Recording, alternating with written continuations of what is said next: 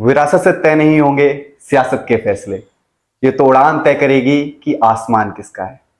और ऐसी एक जबरदस्त उड़ान भरने वाला, ग्वालियर का मस्तक ऊंचा करने वाला एक अभिलाषा का विद्यार्थी, जिसने सैनिक के एंट्रेंस एग्जाम में AIR ऑल इंडिया रैंक 25 हासिल की, जो एक बहुत बड़ा कीर्तिमान था, और जिसने पल पल पे इनका साथ दिया, ऐसे उनके पिताजी आनंद कुमार जी आज हमारे साथ हैं। तो हम उनके साथ अपनी बातचीत करेंगे और जानेंगे कैसे उन्होंने इस सफलता को हासिल किया, क्या उनकी कहानी रही। और ये कोई क्लीशे कहानी नहीं होगी, ये कोई क्लीशे बातचीत नहीं होगी, एक ऐसी बातचीत होगी जिसमें हम उनके अनुभव जानेंगे, जो उन्होंने अपने पढ़ाई के दौरान समझे, जाने, पहचाने, और किस तरीके से उन्होंने सफलता के मुकाम को पाया। तो आइए चलते हैं रुद्र के पास एवं आनंद जी के पास। नमस्कार सर। और रुद्र, कैसे हैं आप? बढ़िया सर। बहुत बढ़िया। Yes sir. तो सबसे पहले क्लीशे क्वेश्चन से स्टार्ट करते हैं। तो आप लोगों को वैसे काफी लोग पूछते होंगे कि किस तरीके से, मतलब क्या वो जब रिजल्ट आया तो क्या आपके मन में था कि कैसे उसको सेलिब्रेट किया, या उस समय क्या रिएक्शन था आपका, आपके परिवार का, या आपके उन परिवारजनों का, या आपके उन मित्रजनों का जो आपसे रिलेटेड थे और जानना चाहते थे कि आपने आपने ये सफलता हासिल की, तो उनको जब जान के उनको कैसा लगा? सर, सबसे पहले तो मैं और मेरी पूरी फैमिली, मेरे फ्रेंड्स और मेरे टीचर्स बहुत ज़्यादा एक्साइटेड थे रिजल्ट के लिए, जब पता था कि अभी रिजल्ट आने वाला है। और जब रिजल्ट अनाउंस हुआ वेबसाइट पर, तब सबको बहुत प्राउड फील हुआ मुझ पर, और इवन मुझको भी बहुत प्राउड फील हुआ कि मैंने जो हार्डवर्क किया था, जो कोशिशें की थी, जो मेहनत की थी, वो सफल हो गई और एक अच्छा रिजल्ट आया है मेरा। सर, ये एक बड़ा मूवमेंट होता है हमारे लिए कि हमारा जो बालक हो, जिसके ऊपर हमने अपना इतनी मेहनत की हो, वो एकदम बहुत शानदार रिजल्ट, मतलब AIR 25 एक बहुत बड़ी बात थी। तो क्या लगता है आपको कि इसमें कितना हाथ आपका था, या कितना हाथ रुद्र का था, या दोनों की मिलीजुली मेहनत थी ये? एक्चुअली में पेरेंट्स कभी सेटिस्फाई तो हो नहीं सकते। ये भी जब भी बच्चा ऑल इंडिया रैंकिंग 25 लाया है, तब भी हमें लगता है कि वो उससे और आगे कर सकता था, और कर भी सकता है, और आगे करेगा भी, मुझे विश्वास है इस बात का। लेकिन पर फिर भी मैं इसके रिजल्ट से बहुत ज्यादा खुश हूँ कि जो इसने मेहनत की उसके हिसाब से इसको मार्किंग मिली, और इसने अच्छा अचीव किया है। तो रुद्र, एक क्वेश्चन और बनता है कि अभिलाषा क्लासेस में आपकी पढ़ाई हुई, आप DPS से रहे, दिल्ली पब्लिक एकेडमी, आप वहां पे आपकी स्कूलिंग रही, तो आपके ये छात्र जीवन में जो आप अभी पढ़ाई कर रहे हैं, उसमें आपको कैसा फील हो रहा था, या किस तरीके से आपके टीचर्स, आपके मित्र, आपके सभी परिवार के लोग आपको हेल्प कर रहे थे आपको इस अचीवमेंट तक पहुंचाने के लिए? ऐसा मतलब कहा जाता है कि हर रास्ते की एक अपनी कहानी होती है, हर एक व्यक्ति की अपनी एक कहानी होती है, तो वो कहानी क्या है आपकी? सर, जैसे मेन हेल्पर इस सक्सेस को अचीव करने वाला तो मेरी कोचिंग थी, जिसमें मैंने ऑलमोस्ट 2 ईयर पढ़ाई की है। जब इसमें 8th क्लास में नीटू सर के गाइडेंस में मुझे एक स्पेशल बैच मिला, कुछ बच्चों को इकट्ठा करके एक स्पेशल बैच बनाया, जो उनके टैलेंट और उनके लेवल ऑफ स्टडी को देख के ही था। उसने मुझे बहुत हेल्प किया उस स्पेशल बैच में, जिसमें थोड़ी हाई लेवल की स्टडी हुई, और ऐसे कॉम्पिटिटिव एग्जाम्स को स्कोर करने के लिए अच्छे अच्छे टिप्स बताए गए थे।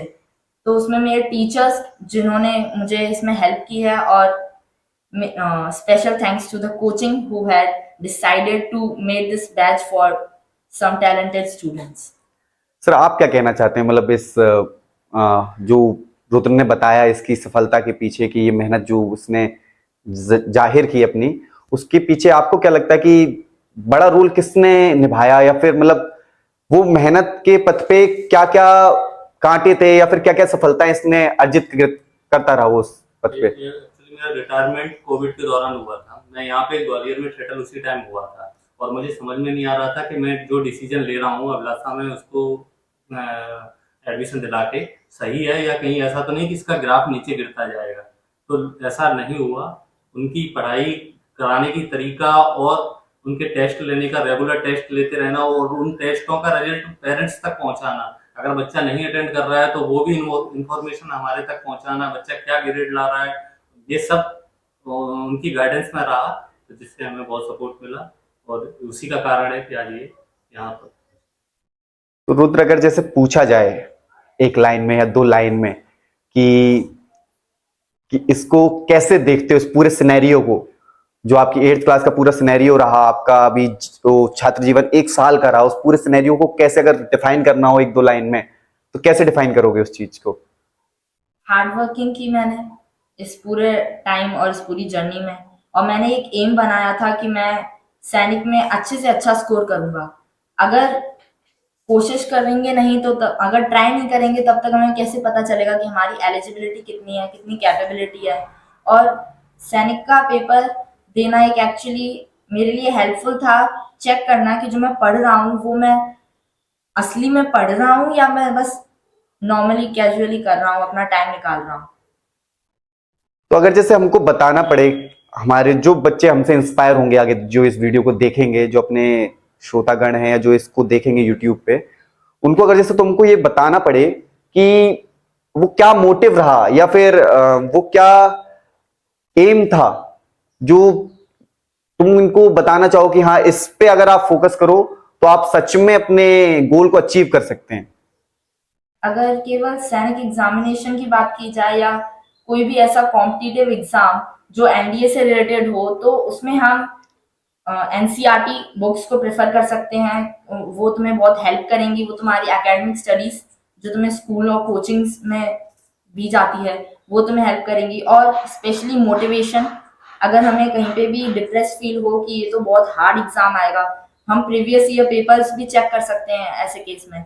और टीचर्स और पेरेंट्स का सपोर्ट हमें जरूर सक्सेस देगा। जैसा सर रुद्र ने बोला, पेरेंट्स का सपोर्ट, और मैं तो ये मानता हूं कि किसी भी बच्चे के लिए जो उसका पहला गुरु होता है वो माता पिता होता है।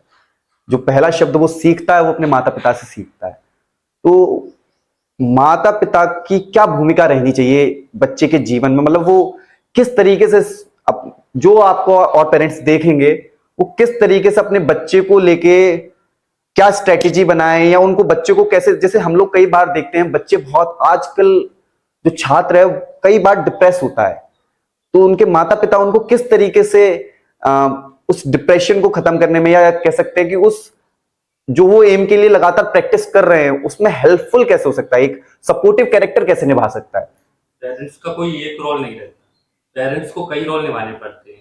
उसको बच्चे का माइंड पढ़ना होता है कि बच्चा किस टाइप से बिहेव कर रहा है उस टाइम। अगर वो डिप्रेस फील कर रहा है या उसको अपने आप को डिमोटिवाइज चाहता, तो हमको फिर थोड़ा उसके लिए लचीला होना पड़ता है और हमें देखना पड़ता है कि अगर उसको मुश्किल आ रही है तो किस सब्जेक्ट में आ रही है, क्यों आ रही है, उसका कारण ढूंढना है, ना कि उस पर दबाव बनाना है। तो हमें ये सब बातें ध्यान रखनी चाहिए। कभी हमें दोस्त बन के, कभी डांट के, कभी उनकी गलत आदतों को छुड़वाना है तो हमें उनको फोर्स करके भी अटेंड करना पड़ता है, और शायद मेरे ख्याल से यही करना चाहिए हर पेरेंट्स को। एक क्वेश्चन और आपसे हम खत्म करते हैं इसके बाद, कि अनुशासन की क्या भूमिका होती है? पहले सर आपसे जानना चाहता हूं कि अनुशासन कितना महत्वपूर्ण होता है एक छात्र, जैसे आज के समय में एक सिनेरियो बन गया है कि कई चीजें हैं जो अनुशासन को अलग ढंग से दिखाते हैं। बोलते हैं कि अनुशासन एक कूल नहीं है, आजकल के स्टूडेंट्स के लिए कूल शब्द होता है कि अनुशासन, वो कूल पैराग्राफ में नहीं आता, उनकी स्टडी में अनुशासन कूल लैंग्वेज में नहीं आता। तो आपको क्या लगता है कि अनुशासन इंपॉर्टेंट है स्टूडेंट के लिए या नहीं है?